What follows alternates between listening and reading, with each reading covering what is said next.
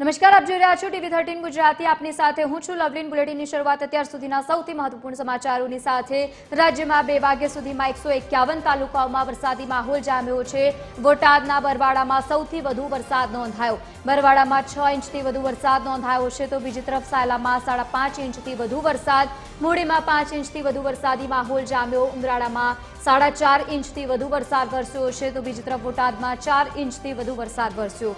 ચૂડામાં 3.5 ઇંચથી વધુ વરસાદ, તો બીજી તરફ રાણપુર અને વલ્લભીપુરમાં 3 ઇંચથી વધુ વરસાદી માહોલ જામ્યો છે। પેટલા, ધંધુકા, ધોલેરા સહિત શિહોરમાં પણ 2.5 ઇંચથી વધુ વરસાદી માહોલ જામ્યો। બોરસદ સહિત ખંભાત અને હળવદ સહિત વઢવાણમાં 2 ઇંચથી વધુ વરસાદી માહોલ જોવા મળ્યો। બીજી તરફ 4 તાલુકાઓમાં 1.5 ઇંચથી વધુ વરસાદ નોંધાયો છે અને 9 તાલુકાઓમાં 1 ઇંચ સુધીનો વરસાદ વરસ્યો છે। 120 તાલુકાઓમાં 1 ઇંચ સુધીનો વરસાદ નોંધાયો છે। બીજી તરફ રાજ્ય સરકાર अलर्ट मोड पर है। एनडीआरएफनी टीमों ने स्टेन्ड बाय करवामां आवी छे। राजकोट में सौथी वधु वरसादने लईने समाचार सामे आव्या, तो बीजी तरफ अन्य 4 तालुकाओमां पण 1.5 इंच सुधीनो वरसादी माहोल जोवा मळ्यो छे।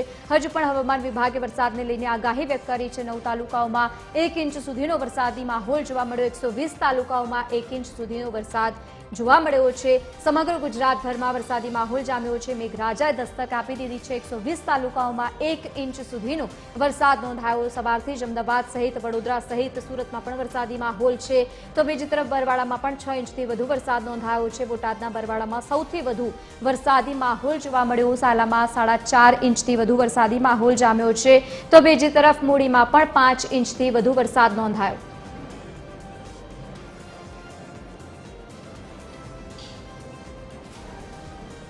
तो आज मुद्दे एसोसिएट एडिटर अरुण शाह अपनी साथे लाइव जोड़ाया है। अरुण, राज्यभर में सार्वत्रिक मेघमहेरना समाचार सामे आव्या छे। आवनारा समय में केवो माहौल जोवा मळशे राज्य में वरसाद ने लईने? गुजरात में जो तो गई काल थी जे रीते वातावरण जे सर्जायु छे, वातावरण में जे परिवर्तन आव्युं छे तेना संदर्भ में कही शकाय कि ચોમાસાનો प्रारंभ थई गयो छे। महत्वपूर्ण रीते जो तो गई काले जे रीते सार्वत्रिक वरसाद हतो ते ज रीते आजे पण राज्यना तमाम तालुकाओमां सार्वत्रिक वरसाद थयो होवानी माहिती प्राप्त थई छे। तमाम जिल्लामां वरसाद थयो छे। सौथी महत्वपूर्ण वरसाद जो जोईए तो जिल्लानी दृष्टिए जोईए तो भावनगर जिल्लामां, सुरेन्द्रनगर जिल्लामां તેમજ બોટાદ जिल्लामां महत्वपूर्ण रीते વધુ પ્રમાણમાં વરસાદ થયો હોવાની માહિતી પણ પ્રાપ્ત થઈ છે। સૌથી મહત્વપૂર્ણ વરસાદ જોઈએ તો હાલના તબક્કે બરવાડા તાલુકામાં, બોટાદ જિલ્લાના બરવાડા તાલુકામાં 5 ઇંચ કરતાં વધુ વરસાદ ખાબક્યો હોવાની સત્તાવાર માહિતી પણ પ્રાપ્ત થઈ છે।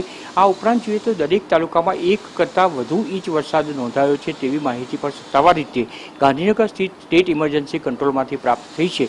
સૌથી મહત્વપૂર્ણ રીતે જોઈએ તો જે પ્રમાણે ભારેથી અતિ ભારે વરસાદની આગાહી હજુ પણ આગામી 5 દિવસ માટે કરવામાં આવી છે, તો બીજી બાજુ જોઈએ તો વહીવટીતંત્ર દ્વારા પણ આ સંદર્ભે મહત્વપૂર્ણ કેટલાક નિર્ણયો લેવામાં આવ્યા છે। રાજ્યમાં સૌથી વધુ વરસાદ જોઈએ તો ભાવનગર જિલ્લામાં જે રીતે વરસ્યો છે અને છેલ્લી જે માહિતી પ્રાપ્ત થઈ છે તે મુજબ શેત્રુંજી ડેમ જે ત્યાંનો છે એ શેત્રુંજી ડેમ 100% ભરાઈ ગયો છે।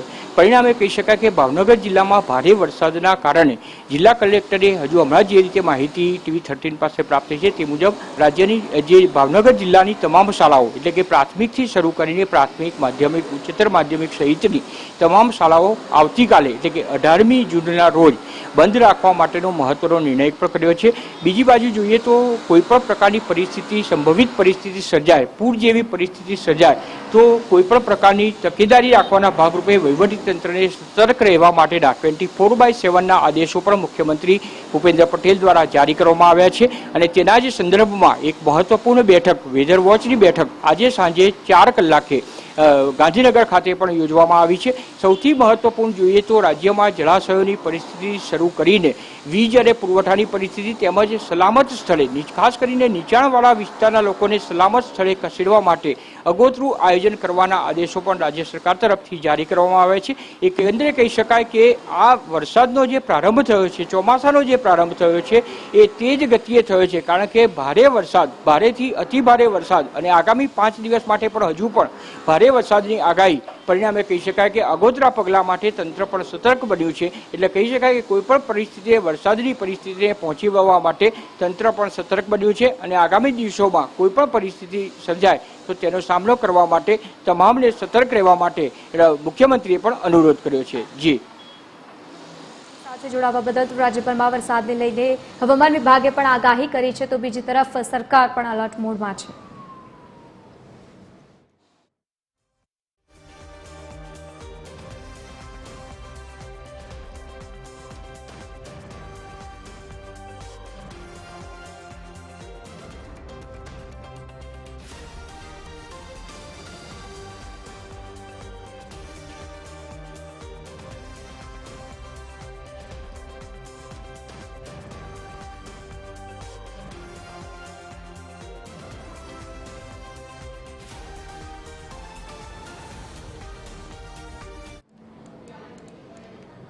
રાજ્યમાં વરસાદને લઈને હવામાન વિભાગે આગાહી વ્યક્ત કરી છે. લો પ્રેશર સક્રિય થતા વરસાદને લઈને આગાહી વ્યક્ત કરવામાં આવી છે. આગામી 7 દિવસ ભારેથી અતિ ભારે વરસાદની આગાહી વ્યક્ત કરવામાં આવી છે. અમદાવાદ સહિત આણંદ, ભરૂચ, બોટાદમાં વરસાદને લઈને રેડ એલર્ટ છે. સુરેન્દ્રનગર, ભાવનગર, પોરબંદર સહિત જૂનાગઢમાં પણ રેડ એલર્ટ છે. તો બીજી તરફ અન્ય જિલ્લાઓમાં ભારેથી અતિ ભારે વરસાદને લઈને આગાહી વ્યક્ત કરવામાં આવી છે. લો પ્રેશર સિસ્ટમ સક્રિય થતાની સાથે જ રાજ્યમાં મેઘમહેરના સમાચાર સામે આવ્યા. તો બીજી તરફ માછીમારોને દરિયો ન ખેડવા માટે પણ સૂચના આપવામાં આવી છે.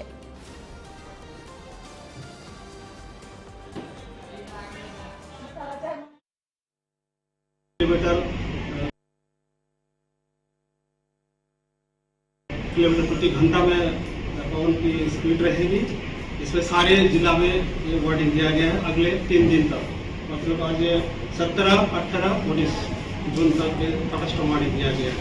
और इसके आगे जो हेवी रेनफॉल का वार्निंग है गुजरात रीजन में अगले 6 दिन, मतलब 18, 19, 20, 21, 22, 23 के लिए हेवी रेनफॉल का वार्निंग है।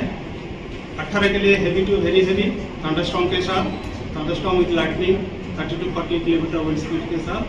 और 19 तारीख को भी वेरी हेवी रेनफॉल का वार्निंग है गुजरात रीजन में, थंडरस्टॉर्म विद लाइटनिंग के साथ 30 to 40 किलोमीटर विंड स्पीड। और डे 4 से लेकर 20 तारीख, 20 जून और 21 जून को हेवी रेनफॉल का वार्निंग दिया गया है। और 22 और 23 को वेरी हेवी रेनफॉल का वार्निंग दिया गया है गुजरात रीजन में। और सौराष्ट्र कच्छ में जो आपका डे 2 में 18 जून, इसमें वेरी हेवी रेनफॉल का वार्निंग है थंडरस्टॉर्म के साथ। इसमें रेनफॉल वाइड स्प्रेड ही रहेगा और फेयरली वाइड स्प्रेड रहेगा। उसके अगले दिन मतलब 19 जून को हेवी रेनफॉल थंडरस्टॉर्म के साथ। उसके आगे 20 और 21 के लिए कोई वार्निंग नहीं है। 22 और 23 जून को फिर हेवी रेनफॉल का वार्निंग है सौराष्ट्र कच्छ रीजन के लिए। इसमें और अहमदाबाद के लिए आज जो वार्निंग है rain, thunderstorms light to moderate और एट टाइम्स हेवी रेनफॉल का भी वार्निंग है। और उच्चतम तापमान जो है 31 डिग्री सेंटीग्रेड के आसपास रहने का पूर्वानुमान है। जो उच्चतम तापमान है NLC for next 7 days. Fisherman warning जो दिया गया है अगले डे 1 से डे 5 तक फिशरमैन वार्निंग है। डे 1 से डे 3 आपका जो विंड स्पीड रहेगा 45 to 55 किलोमीटर प्रति घंटा, गस्टिंग 60 किलोमीटर प्रति घंटा में रहेगा। और डे 4, डे 5 में 35, 45 किलोमीटर प्रति घंटा में विंड स्पीड रहेगा और गस्टिंग 55 किलोमीटर प्रति घंटा में रहेगा क्वाइली वेदर के साथ। सर कौन सी सिस्टम है?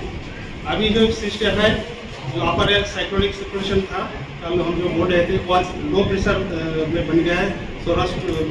गुजरात रीजन में परसिस्ट कर रहा है। और अपर एयर साइक्लोनिक सर्कुलेशन जो है अप टू 5.8 किलोमीटर तक एक्सटेंड है। और इसके आगे अगले 24 घंटा में उत्तरी दिशा में इसका मूवमेंट का पूर्वानुमान है। और इससे एक ट्रैप लाइन भी पास कर रहा है, अक्रॉस गुजरात रीजन होते हुए झारखंड तक जा रहा है।